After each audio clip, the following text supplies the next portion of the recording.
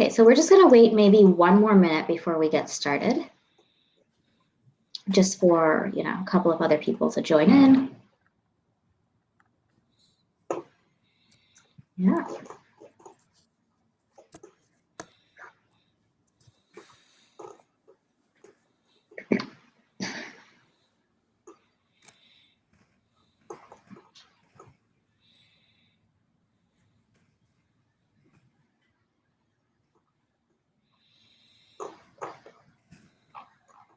Okay, I see people rolling in, so that's a good sign.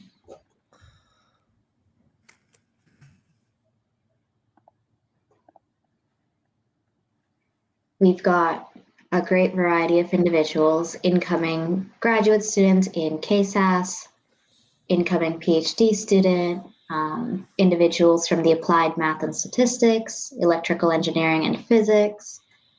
Very good. A rising junior. Smithi's here, the brains behind this whole event. Thank you, Smithi.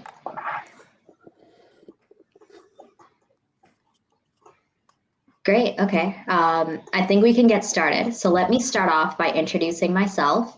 Hi, everyone. It's great to see you here. My name is Garima, and I'm currently a PhD student in the Psychological and Brain Sciences department here. I essentially work on neuroscience stuff. We have three great panelists here today on how do I navigate graduate student as an international student. We have Alberto with us, Omkar, and Lingxin. So I'm going to go ahead and let them introduce themselves. Alberto, we can start with you. Yeah, thanks. I think there's some feedback, but hopefully it's not too bad. Okay. Yeah, my name is Alberto, and I did my PhD. I completed my PhD at Hopkins about a month ago. Material science. I did data science and machine learning or applied data research in material science. I also did an internship in data science and consulting at Busan, Hopkins, and led the pro bono branch of the graduate consulting club here. I'm currently a data scientist at Vanguard, investment management firm here near Philadelphia. Yeah, I grew up in Costa Rica, did my undergrad studies there, and then moved to Baltimore. So before that, I also lived in Madison and Riverside. So that's a little bit of myself, and I'm really happy to be here. Thank you so much, Alberto. Omkar? Yeah, happy to jump in. My name is Omkar Bhatavdekar. I'm originally from India, from a city called Pune, which is a few hours from Mumbai. And I'm currently doing my PhD in chemical and biomolecular engineering. I'm a fourth year PhD candidate. And I've been working on drug delivery for solid tumors, predominantly for breast cancer and prostate cancer.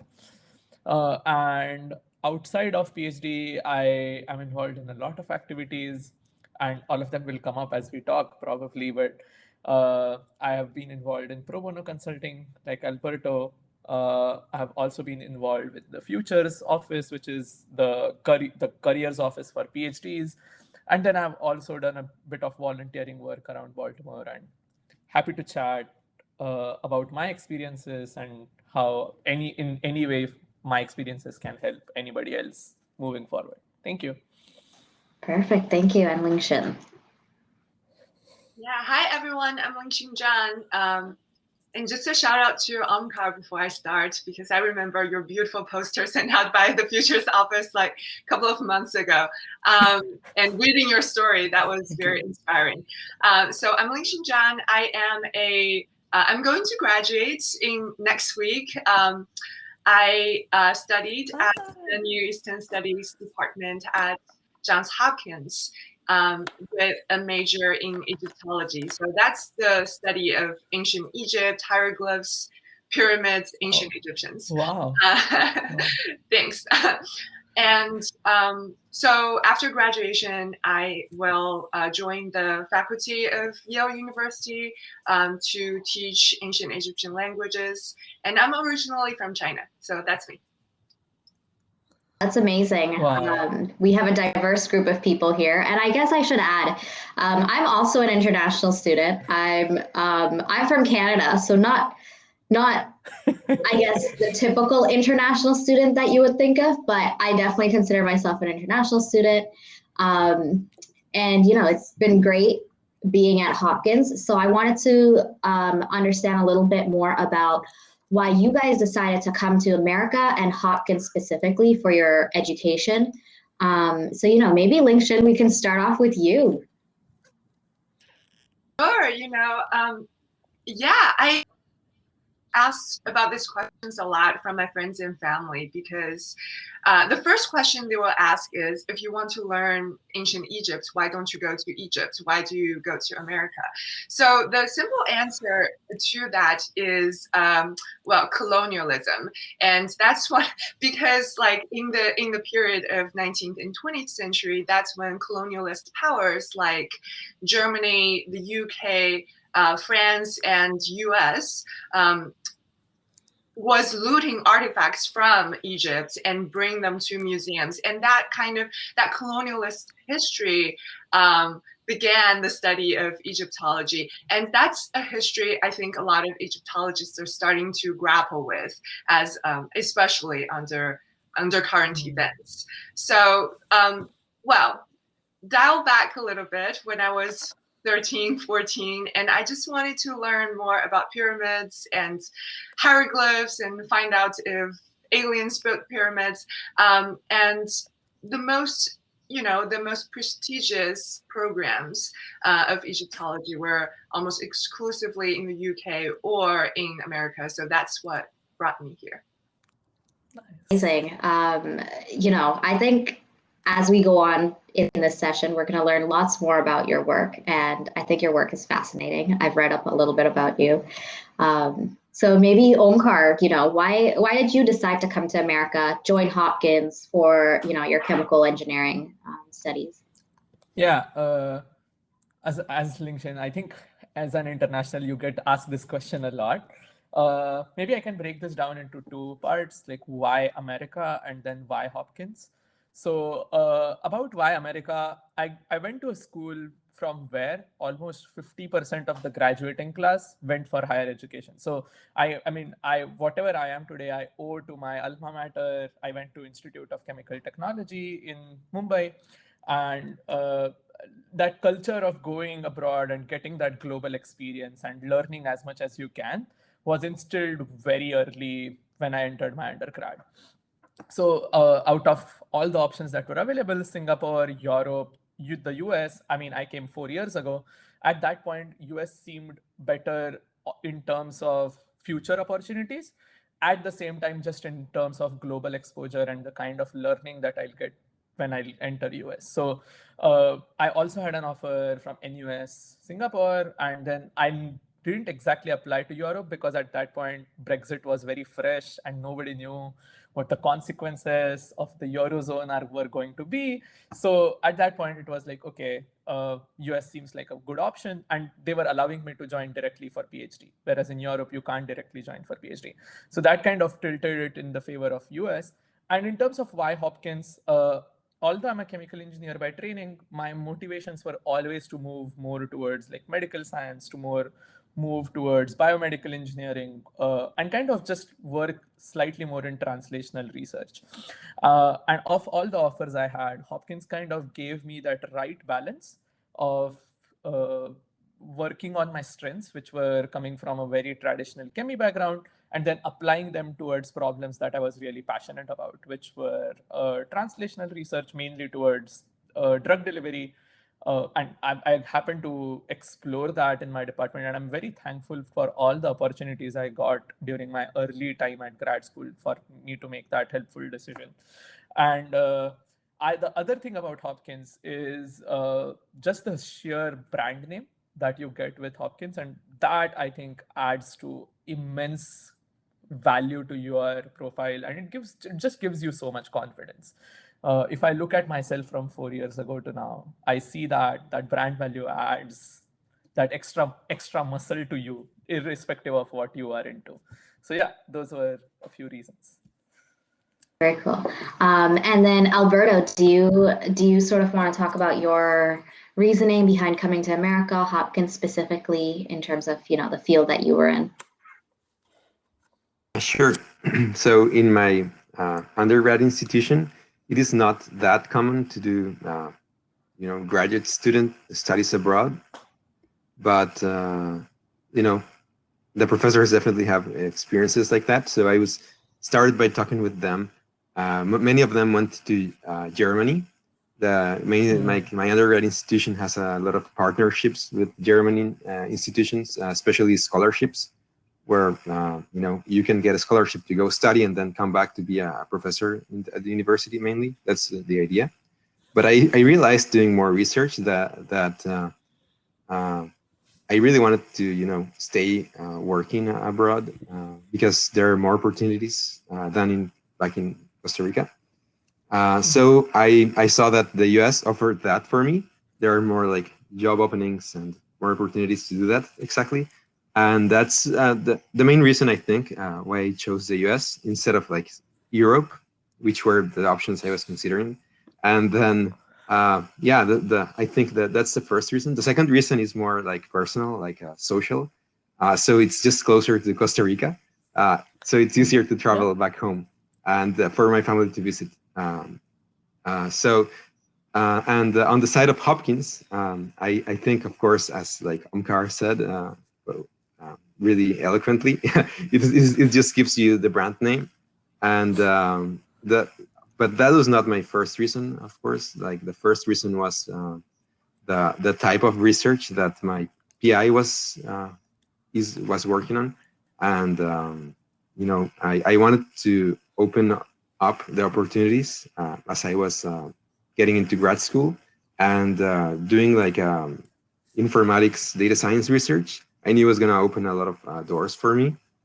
That was in contrast to other programs that were doing more experimental work in material science, where it's a more niche area with not as many opportunities. So yeah, that's like kind of like my thought process to select Hopkins, the research group, the US. Yeah, so it seems like, the consensus, I think, amongst all four of us is that, the type of research was super important. The sort of recognition you get after being at an institute such as Hopkins is super important to us. And I'm sure Alberto can probably attest to this later on a little bit on how impactful, Hopkins and his career at Hopkins was for his, for the work that he's doing now. But yeah, and proximity to family, of course, for Alberto and me was a big thing. My main reason to come to America was because it's so close to Canada. I can always travel back and forth to visit my family. And in terms of the family topic, I wanted to ask you guys, especially Lingxin and Omkar, how do you deal with sort of the drastic cultural difference that you face from coming from China and India into America? What was that sort of like, your first year in America at Hopkins? Do you want to go first?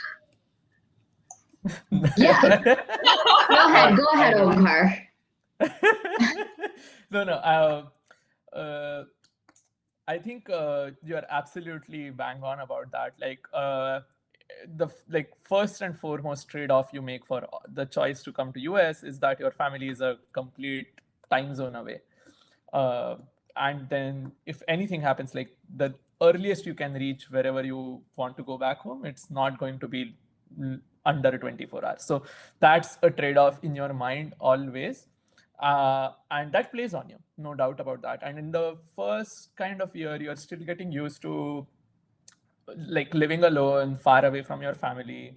One of my first cultural shocks was you can't really ask people for an address on the street. When I was in India, it's a very common thing. If you want to go somewhere, you just ask someone where to go. And that wasn't a thing here. And I was very, like, it took me a few days to get used to that. Or just in general, people, when you cross someone, people will just say, how you doing? And there were a few times when I just stood there and tried to answer them how I was doing. But then I realized it was just like a way of them to say hi, or just a part of American culture. When you pass someone, you just don't have a blank face, you say how you doing. So I think it just kind of took me a few minutes there, few days there to adjust. But I also, on the other side of things, I think one of the things that really took a toll on me was the first winter.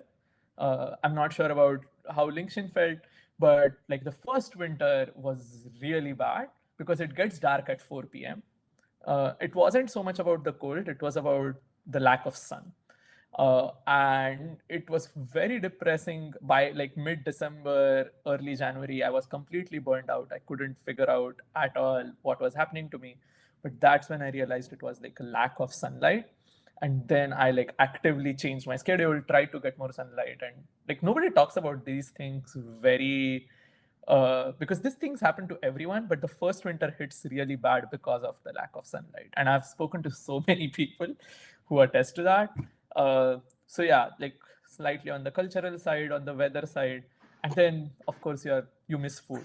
Like that will never go away. Yeah. And it's interesting that you've really pinpointed, that it's the sunlight factor that really hit you during the winter, because I think many folks aren't able to pinpoint exactly what it is that, that is setting them apart from their home country. But it's great to see that you've pinpointed that and that you're sharing your views with our viewers. Lingxin, how was your experience? So, and sorry if you can hear construction going on in the background. It's been going on for months. My neighbors are renovating their basement. But anyway, I strongly agree, Omkar, about how difficult the first winter break was. It was at the point, I would preface that I chose America so I can get away from my family as far away as possible, right? So that was a huge incentive for me to run away. And I was so excited. In the first 6 months, I was like, I'm free and I'm on myself. And break is when everything starts to kick in, when the daylight was short, and all my friends are out of town. It was Christmas break, right? So nothing is going on. There's no social lives. Campus is closed. And I was just stranded in my own apartment for like 2 weeks. That was really hard. That's when it hits me that, oh no, like this is not all about sunshine and roses and rainbows as I like projected to be, right? But I will not take long on this issue. I would just say, like, as a Chinese person, American culture is just so different in so many aspects, and I can go on and on and on. But I would say mostly when I first came here, language barrier was certainly true, and the other thing I still struggle or like battle with till today is the cultural difference in terms of how I just never get any pop culture reference. Like never. When you go to a bar, you're having a conversation with someone and they drop a name, you're like, who? And they're like, it's like, what? And never go away. Like I've been here for almost 10 years now, and in the beginning I was like, I need to read more and learn more about this like pop culture reference. Then I just like 6 years in, I'm like, no, like it's never like I've come to terms with that. It's never gonna be, and then I start to reflect on myself, like if I drop a name of a famous Chinese actor or actress, they're not going to get it neither. So why am I so insecure about it? So just something that I'm going to put it like stop there. Yeah, no, I think that's a great point that you bring up that, I think a lot of international students, when they come to, when they relocate anywhere from their home country to another country that has such a drastic cultural difference, there's a sense of insecurity. And I think it's so important to sort of break free from that and, rise above all of that.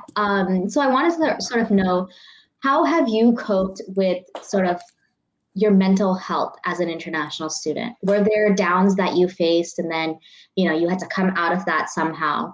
What was it like not having your family around? I know that, particularly some of the issues that I face with is, even when I'm down, I don't necessarily want to tell my family that I'm down because they're so far away that all they can do is worry, right? So I don't necessarily want to put my family in that position. So how have you guys sort of come about that? And maybe we can start with Alberto if he's ever faced a situation like that. Yeah, I guess being in graduate school, PhD programs, I guess all of us have experienced, a lot of stress, a lot of isolation, and long working hours, and this definitely takes a toll on your mental health. That's I guess common, and the way I like to try to mitigate that is to socialize, so to feel connected. A great way to do that, in my opinion, is to just attend these type of events, get involved in communities at Hopkins, there are many. Of course, with COVID, it's harder, but hopefully things get better for incoming graduate students. And another way is just really cliche, exercise, sleep well, things you hear on articles and stuff. Yeah. No, I mean, as cliche as it sounds, it's super important, right? Yes. I think I would attest to everything Alberto says. And to be frank, I met Alberto through one of the communities. Right? That's how we know each other. Yeah, I think that's it. And I've always gone to Alberto for advice and that kind of community. That is one really good thing about Hopkins. People really want to help you. If you ask for help, I think it's a Dumbledore statement. I'm not sure, but help is offered to those who ask for it. But I think that's very true at Hopkins. If you want help, there are people who know it. There are people who have gone through it. So, I mean, me and Alberto, and even with Garima, I've picked Garima's brains so many times over the last few months. So, I would just, to add to everything Alberto said, I would just add a few things there. I think a lot of international student stress can be classified in 3 types of stresses. I would say one very dominant stress is just to deal with the coursework or deal with the research. Doesn't matter which department you're in, that coursework's gonna be heavy, right? You're in grad school, it's not gonna be easy. But then there is also a financial stress, right? Because no matter from where you come from, it's not, maybe you have taken a loan to come here. Maybe your family back home expects you to work and send some part of money back, or that financial stress also gets to a lot of people, and it's very, it can feel very overburdening at times. I've seen a lot of people go through that. And third is just social, like Lingxin just mentioned, right? You go out to a bar, you're talking with people, people make references, you don't understand it, and then you start feeling oh, do I really belong here? Right? What am I doing? I'm not understand. You don't understand sports references, you don't understand pop culture references, you don't understand their festivals sometimes, right? If you don't celebrate Christmas, you don't celebrate Thanksgiving. So that social stress also comes in. And I think Alberto absolutely pinpointed on how to get rid of that. I would as both were very cliched solutions, but they work. So if there is anything, just ask out, reach out. And I would actually have a slightly contrarian opinion to Alberto. I would say COVID's made it easier, because now you are no longer bound by geography. So, I mean, Hopkins has a lot of campuses. So if you find a community that's, say, closer to a med campus community, or that you want to be a part of, now that one shuttle barrier, even though it's just one shuttle, that barrier is no longer there. You can interact with whoever you want through virtual setting. Yeah. agree with everyone just everything everyone just said in terms of exercising, working out, and me personally, I also went to the counseling center. So if you're a grad student, the service is for free. I talked with someone. Well, you know, like. But I would cap the experience as something, you know, like the sense that you're an outsider, you're an international, you are, or maybe down the way you want to become an immigrant, right? That sense of outsider never. I don't want to say this too soon, but I've been here 10 years, and I don't think that's ever going to go away. And you can cope with it by talking to people, go out, make friends, building your own community. I see one of the comments asking, like, what community is there? Well, like, that's the thing. You got to go out and build your own community and, like, choose the people that you want to connect with, right? At the end of the day, that feeling of an outsider is something I believe that based on my personal experience, that I need to come to terms with, and to know that although at times, you know, when I'm not getting pop culture references or when I struggle with my English, I'm still gonna feel like an outsider. Or in the past year, you know, external forces have told me that I am an outsider. You still have to appreciate your own worth and value, and that's, I think, really, really important at the end of the day. Yeah. Go ahead. I just wanted to name a few specific communities if people were interested. Yes, please. I was just going to ask. One very big resource is we have a graduate resource organization, GRO, which kind of is the overarching student body, and they hold a lot of events across the year, and they have managed to do something in the virtual setting as well. So I would say participate in that. And then there are all these niche clubs like consulting clubs, volunteer clubs. If you are interested in something, there is a community at Hopkins, 100%. And you can find them on, like, if you just Google board games Hopkins, something will come up. I promise you.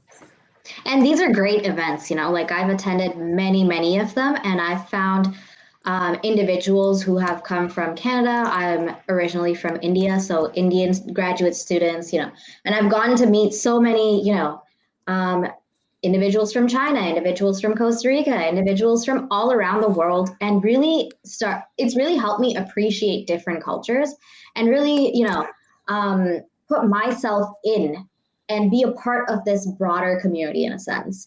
And I'm sure you guys probably have felt the same, you know. Some individuals have a question. So there's a question from one person that says, following up, is it easy to meet other grad students, both inside and outside your department specifically? So, you know, GRO is one great organization that you can reach out to. Do your departments have specific sort of gatherings? Okay. Go ahead. So I have a very small and tightly knit department. So we always go for drinks, or we host events every weekend. So that's how I get to know people in a way. But also like events like GRO's events, and you also get to know friends through friends, right? So in a way that if you're in Krieger School of Arts and Science, it's a small world and it's a small town. You kind of all get to know each other eventually. Spending a lot of time at the Graduate Consulting Club, in my opinion, this club is a great place to know people from other campuses, because it is like across the university. And I'm sure it's not the only club like this. There must be other clubs that put people together from different parts of Hopkins. So yeah, like that's one way how you can meet people outside of your department, joining a club at Hopkins. Maybe also participating in intramural sports is like a fun way. Yeah, that's what you did, Alberto, right? In soccer. Yeah, exactly. I really love the intramural sports, like you know, events. That's another thing. Yep. That's a lot of fun. Alberto, were you on the team where we reached the finals of the softball or no? I don't think so. I may have skipped that season. Okay. Yeah. Wow, you reached the finals. That's Yeah, great. Matt, Sai, and Kemi used to play together. Right. Wow, nice. Yeah, actually, that's a great point that you bring up. I did a lot of so the rec center, hopefully when it's up and running again, had these great sessions, group sessions where you could do yoga, Pilates, very different types of exercise events, I can say, which was great for me because I met some of my greatest friends now at Hopkins through my yoga and Pilates sessions. And, the added benefit of getting exercise, just taking your brain out of the PhD lab mindset and doing something else. I think that was amazing, and I would definitely suggest everyone try it out at least. There's a question that has come up, which says, I think someone already replied, but I'm going to address it again. So the school does help with insurance, taxes, and counseling centers.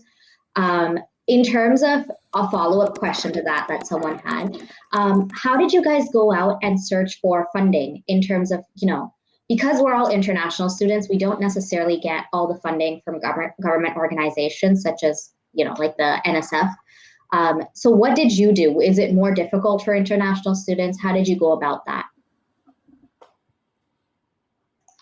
Lingxin, do you want to start? Yeah, I can talk because I was, so I have 5 years of funding in my PhD program. And once the 5 years up, I have to apply and come up with ways to fund my own research and studies, right? So there are dissertation completion fellowship that's only reserved for US citizens. So make sure you read the requirements. And of course, once you're out of dissertation, applying for jobs, then there are positions like government positions that's only open to US citizens or green card holders. So make sure you read the requirements carefully and then apply. So I don't have a solution to that problem. I would recommend all internationals to look at funding sources at their home countries as well, because sometimes there are, just like US citizens are eligible for certain things, sometimes you are also uniquely positioned to apply for certain fundings and certain grants from your own country.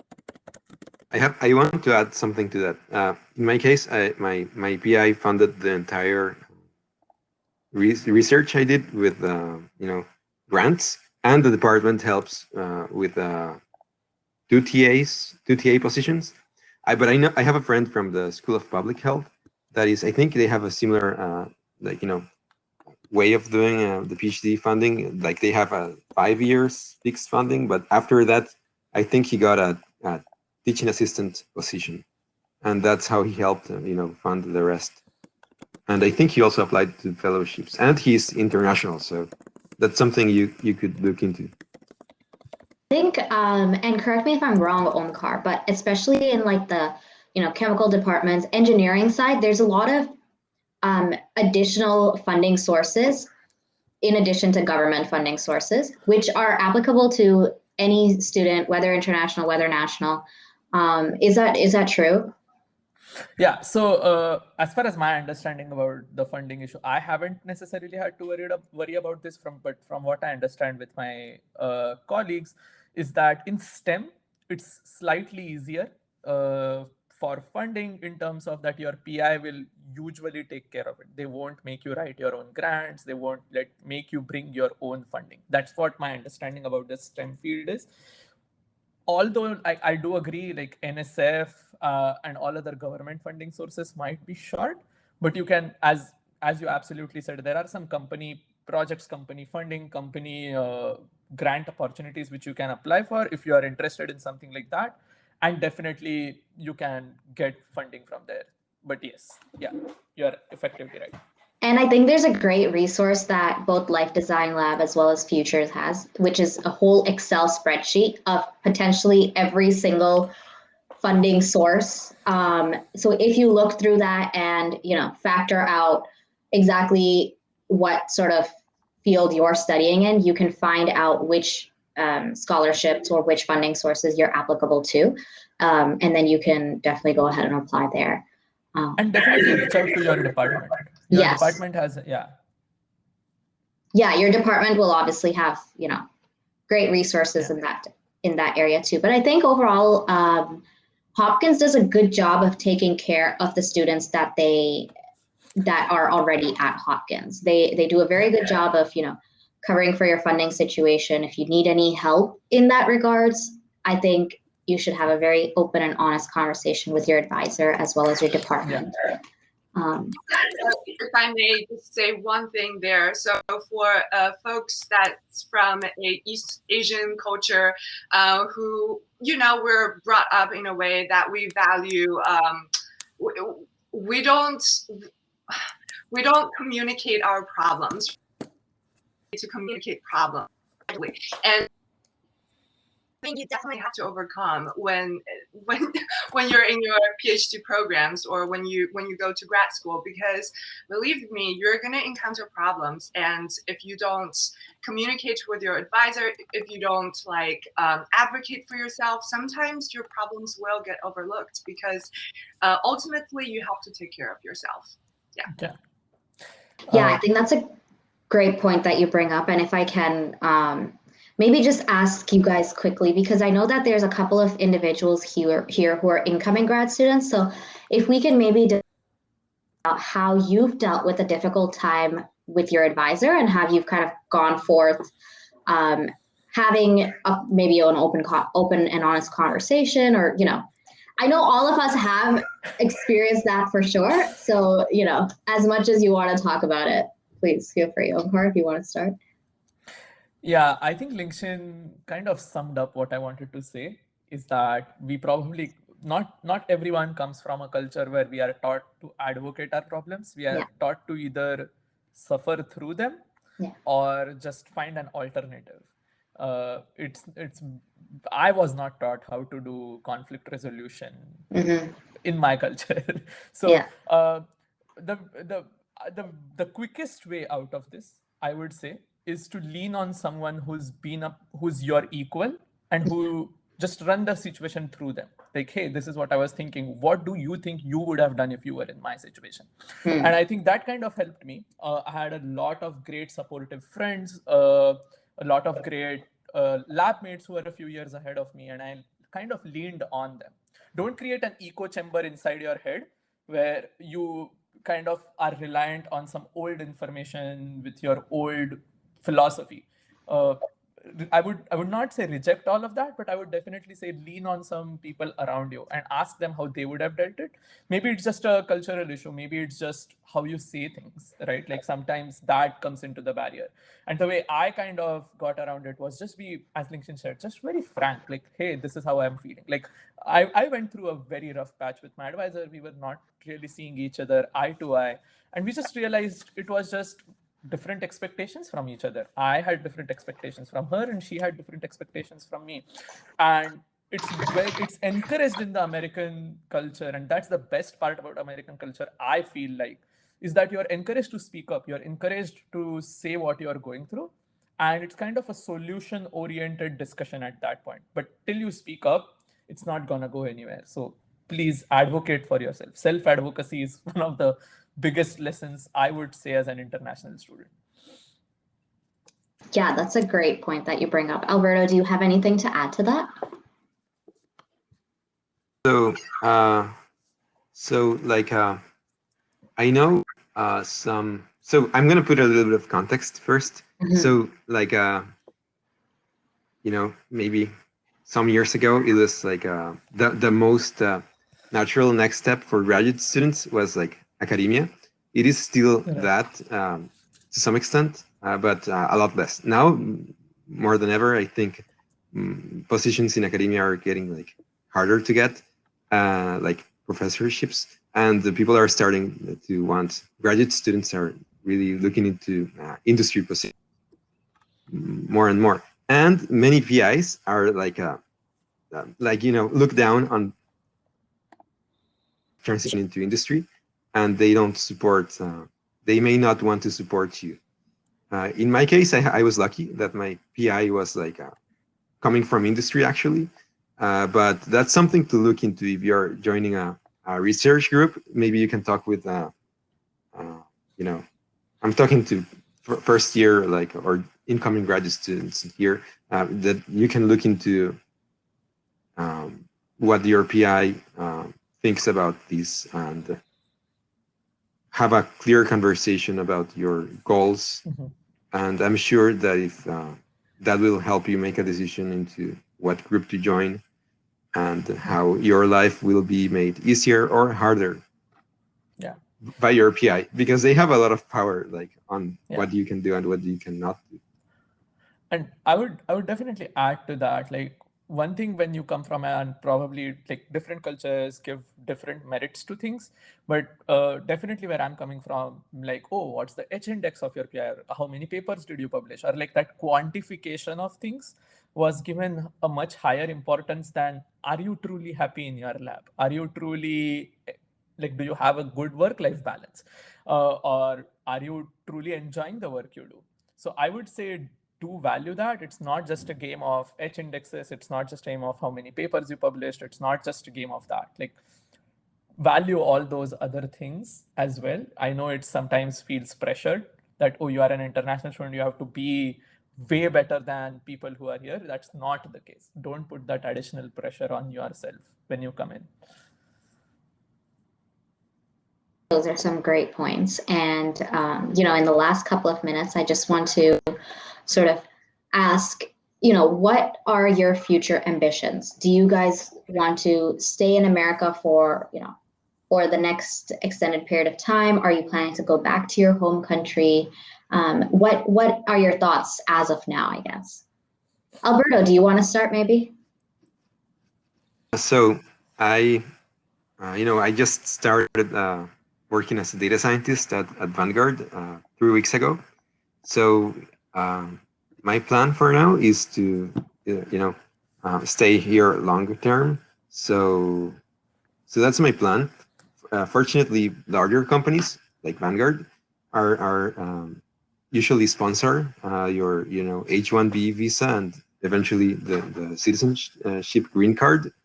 So that's something to consider as a graduate student as well, that maybe it's you want to consider career options that enable, like allow you to do that if you want to, you know, stay longer term. Does that answer the question, Garima? Yeah, no, I definitely think, you know, we can also talk about a little bit, you know, Alberto, on how your process was with the H-1B and if that's still sort of a lingering uncertainty in your mind, because I know that some international students definitely have that problem where you don't really have a status in America other than H-1B. So what are your thoughts on that? I'm on OPT, optional practical training. So that's like the first step after graduation, which is, by the way, pretty you know, difficult to juggle all the timelines because there are very specific requirements there. But after that, then, you know, if you're in good like at a larger company, they have like legal teams that help you handle like manage all these like H-1B applications and all these things. So that's something else you should consider as a graduate student. But being at Hopkins, you know, you have the door open to, you know, it really gives you an edge for like exposure to many types of firms and information, which I think is really valuable. I think a great point. And Lingxin, I know that you're going into Yale. So how has that whole transition been in terms of, you know, your visa status and your long-term future? Oh, wow, that's a great question. So I don't know. I want to keep the options open. I'm considering career paths both in academia and in non-academic fields as well. So for academia, it's slightly easier because we don't have to go through the lottery system for H-1B. That is to say, if you stay in, if you work for Johns Hopkins or if you work for Yale, or a staff, right? If you're hired by them, then you are guaranteed to get your H-1B. So you don't go through the lottery system to like several times to determine whether you will have an H-1B or not. Additionally, staying in academia has the added benefit of an easier path to green card. So once you're offered a tenured professorship, you are qualified to file for EB2. For those who are from China or from India, if you're applying for green cards, there is a 10 to 5 year line to actually process your green card if you go through labor. So going through the category of EB1B allows you to get your green card in 15 days. With that being said, academia has its own issues. So yeah, don't just sell yourself a green card, right? That's what I'm trying to say. I know we're running out of time. If it's possible to post organizing to the folks in, yeah. So I know the past year has been hard for international students and also for international students from East Asia, especially after the Atlanta shooting. And our discussion, the discussion in America about stopping AAPI hate has revolved primarily about Asian American, right? Although we know that East Asian international students are also targeted. And I'm not gonna post evidence for that, but just Google it. So I'm thinking about creating a space where international students from Asia can talk about Stop AAPI Hate from the perspectives of being internationals.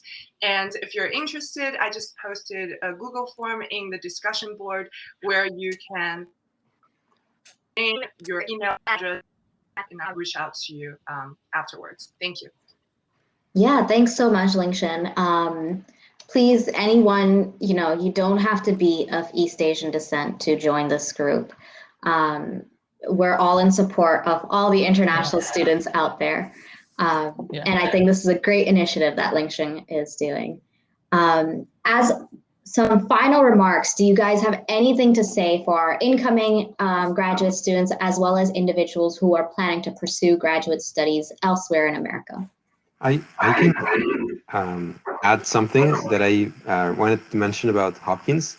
Some of the resources I have personally reached out to as a way, like as a shout out. The Futures Office, like Roshni and Omkar and many others have been really helpful in reviewing resumes and organizing networking events. Also, the Biomedical Careers Initiative, they helped me personally get apply for an internship, and then also the Life Design Lab, through these type of events, and also Justin Lords, and all their team, are really willing to help all the time.